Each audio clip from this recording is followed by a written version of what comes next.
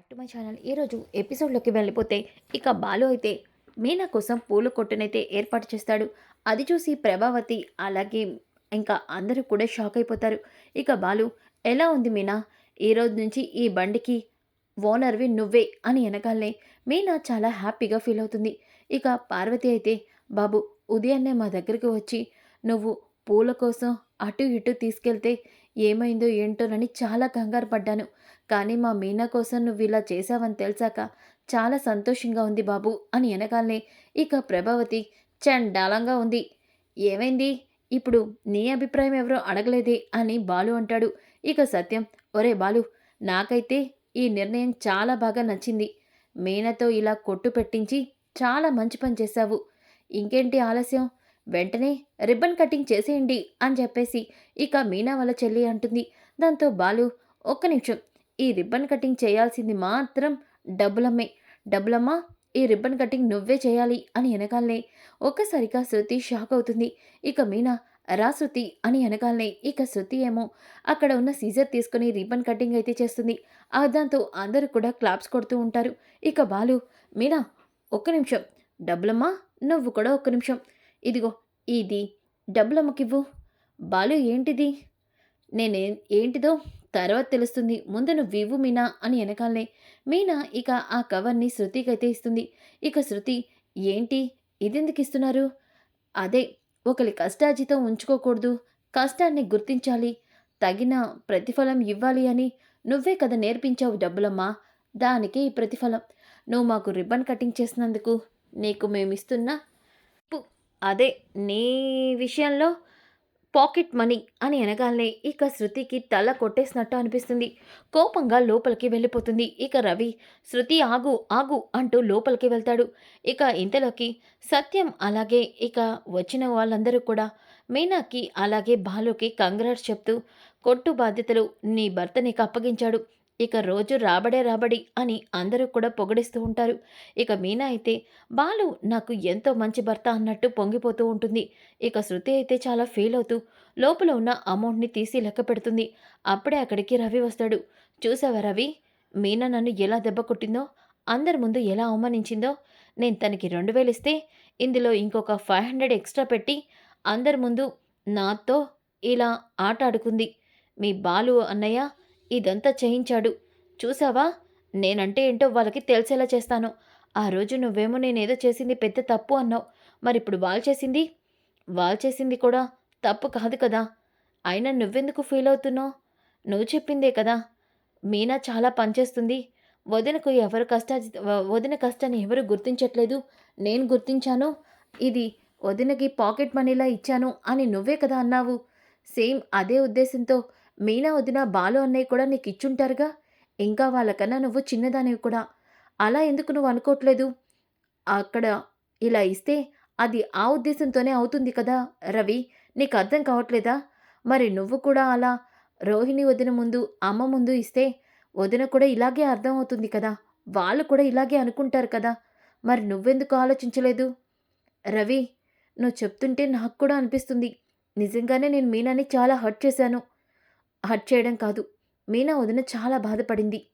మీనా వదిన కాబట్టి ఇలా రియాక్ట్ అయింది.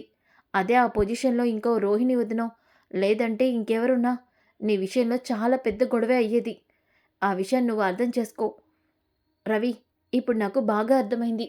ఎవరితో ఎలా మాట్లాడాలో ఏం చేయాలో ఇప్పుడు నేను బాగా తెలుసుకున్నాను. ఇక నుంచి ఈ తప్పు జరగకుండా ఏ మిస్టేక్ లేకుండా చూసుకుంటాను. శృతి, చెప్పాను కదా, నువ్వేదైనా మాట్లాడాలంటే 5 నిమిషాలు ఆలోచించి మాట్లాడు.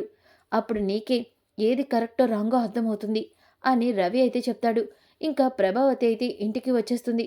రాగాలే ఇక రోహిణి, ఆంటీ, మీనా అలా పూల కొట్టు పెడితే మరి ఇంట్లో పనులన్నీ ఎవరు చేస్తారు?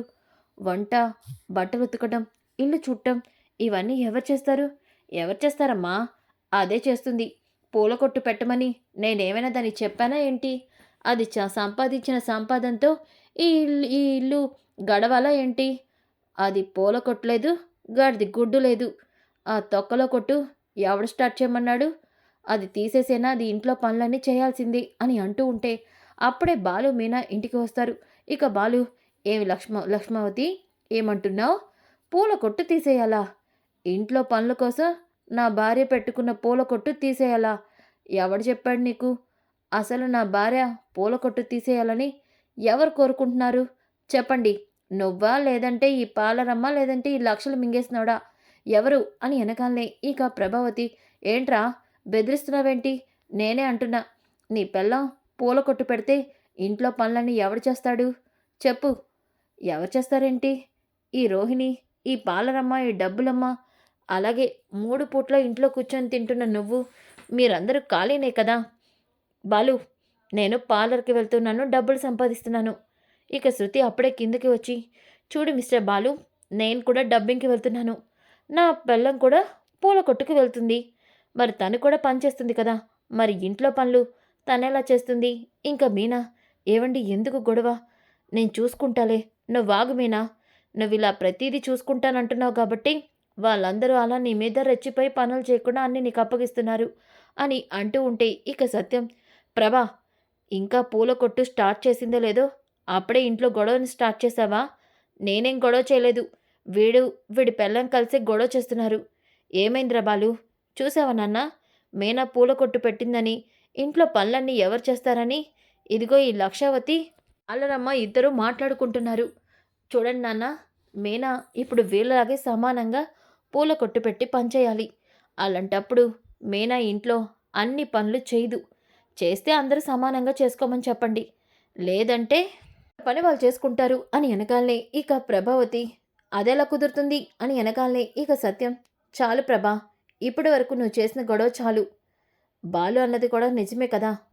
ఇదివరకంటే మీనా ఇంట్లో ఉండేది కాబట్టి అన్ని పనులు తనే చూసుకునేది. కానీ ఇప్పుడు తను పూల కొట్టు పెట్టింది. పూల కొట్టు పెట్టడం అంటే మాటలు కాదు. పూలు కట్టాలి, అలాగే వాటిని గుచ్చాలి, అక్కడ అమ్మాలి. అలా చాలా టైం అవుతుంది.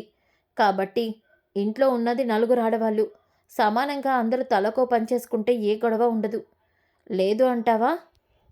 వాళ్ళ బ్రతుకులేవో వాళ్ళు బ్రతుకుతారు. మనం మన అమ్మ వాళ్ళ ఇంటికి వెళ్దాము. ఈయనొకడు ఎప్పుడు చూసినా ఆ పల్లెటూరు గురించే ఎత్తుతాడు. లేదులేండి, అలాగే జరుగుతుందిలే అని చెప్పేసి అంటుంది. ఇక అందరూ ఎవరి పనిలోకి వాళ్ళు వెళ్ళిపోతారు. ఇక రోహిణి అయితే, ఆంటీ ఏంటి అలాగే జరుగుతుంది అంది. శృతి అంటే డబ్బున్న ఇంటి నుంచి వచ్చింది. అలాగే బోల్డని నగలు తెచ్చింది. కాబట్టి శృతితో ఖచ్చితంగా ఆంటీ ఏ పని చేయించరు. ఒకవేళ చేయమన్నా శృతి చేయనని మొఖం మీదే చెప్తుంది. ఎందుకంటే శృతికి పని చేయడం రాదు కాబట్టి. ఇప్పుడు ఖచ్చితంగా నాతోనే ఇంట్లో అన్ని పనులు చేయిస్తారా ఏంటి? అమ్మ బాబోయ్! అని కంగారు పడుతూ ఉంటుంది. ఇంకా వీణ అయితే పూల కొట్టుకు వెళ్ళి ఇక పూలని కడుతూ ఇంకలో పూలని అమ్ముతూ ఉంటుంది. ఇక ప్రభావతి అయితే, అమ్మ రోహిణి, రోహిణి అని ఎనకాలనే రోహిణి ఏమో ఏంటాంటీ అని అంటుంది. అమ్మ రోహిణి, కొంచెం ఇంట్లో నీరసంగా ఉంది. నువ్వు వెళ్ళి కొంచెం నాకు కాఫీ పెట్టి తెస్తావా అమ్మా?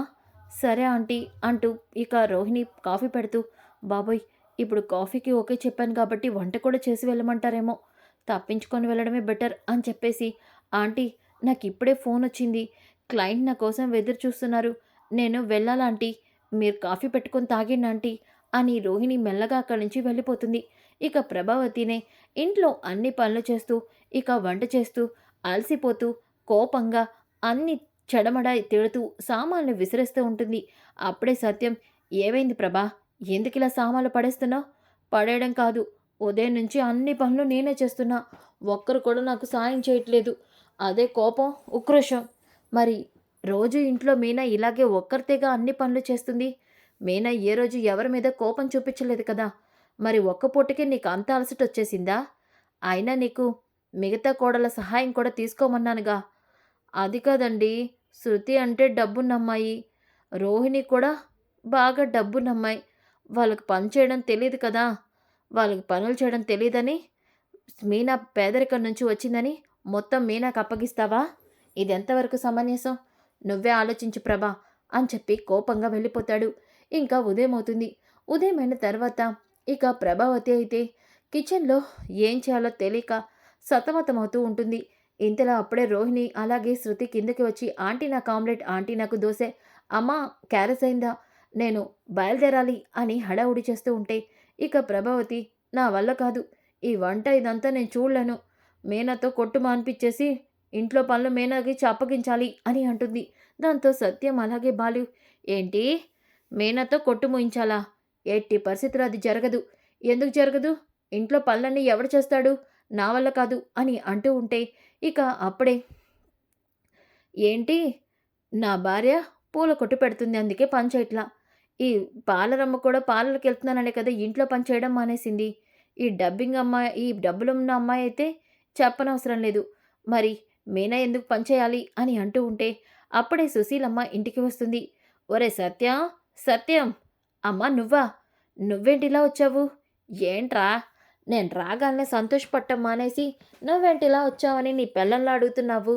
అది కాదమ్మా! నువ్వొస్తున్నావని తెలిస్తే బాలుగాడు కారు తీసుకొని వెళ్ళేవాడు కదా! వీడు ఫోన్ చేసి చేసి చిరాకొచ్చి నేనే ఆటోలో వచ్చేసానురా. ఏయ్! Susie darling! అయినా ఇంత సడన్‌గా వచ్చావేంటి నువ్వు? ఏం చెప్పమంటావు? ఉగాదికి మీ నాన్నని ఇంటికి రమ్మని చెప్తే, మీ నాన్న మీకు సెలవులు లేవు ఇబ్బందవుతుందని చెప్పాడు. అందుకే నేనే వచ్చేసానురా ఇక్కడికి. ఇంతకీ నా మనవరాలేది? మీనా ఏది? మీనా ఎక్కడుందో చూపిస్తానురా అంటూ బాలు అయితే మీనా పూల కొట్టు దగ్గరికి తీసుకెళ్తాడు. ఇక బాలు అలా మీనా కోసం పూల కొట్టు పెట్టించేసరికి సుశీల చాలా సంతోషపడుతుంది. మీనా కూడా అమ్మమ్మ గారు మీరెప్పుడొచ్చారు? నేనిప్పుడే వచ్చాను మనవరాలా అంటూ మీనాని దగ్గరకు తీసుకుంటుంది.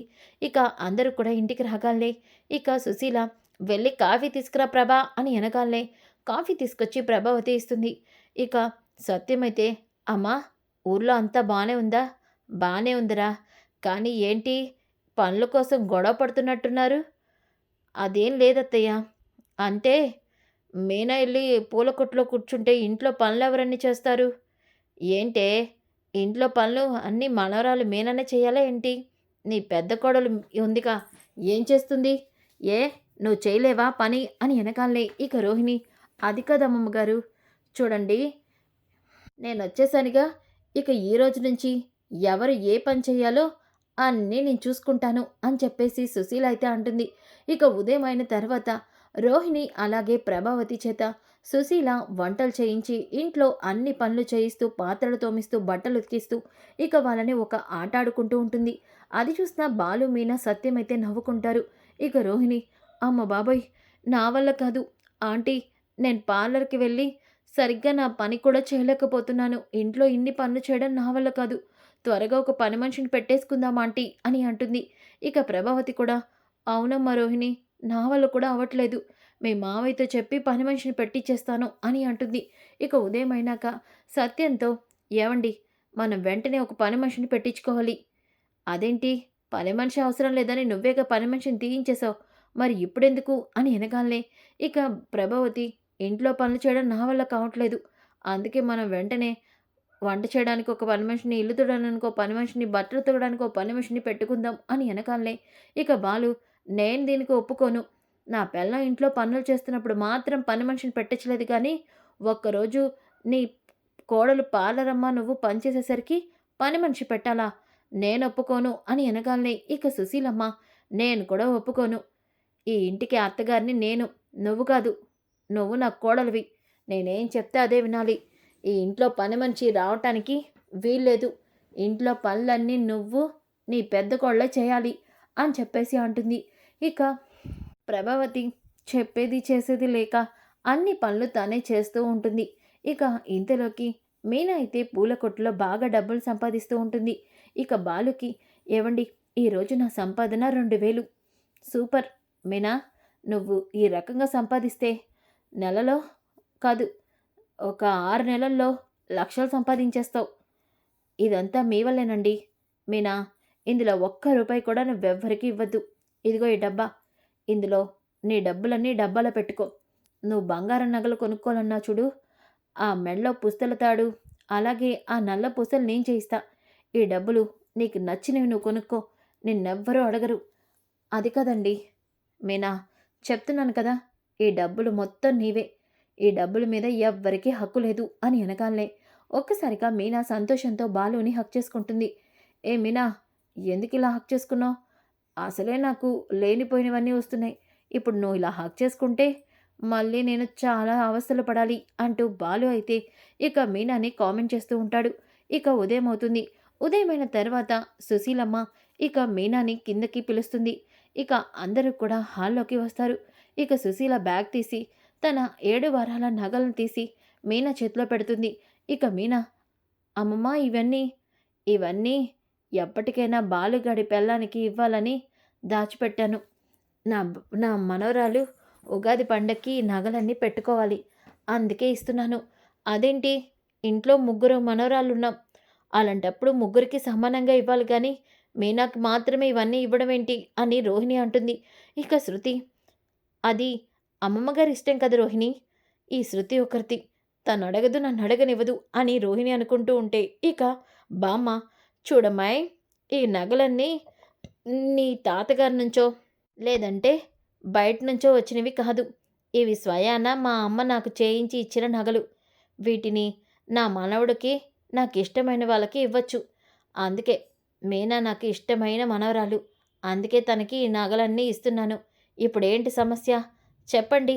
అయినా మీ నాన్న మలేషియాలో పనిచేస్తున్నాడు, బోల్డంత బంగారం ఇస్తారని ఎప్పుడు ఈ ప్రభ చెప్తూ ఉంటుంది.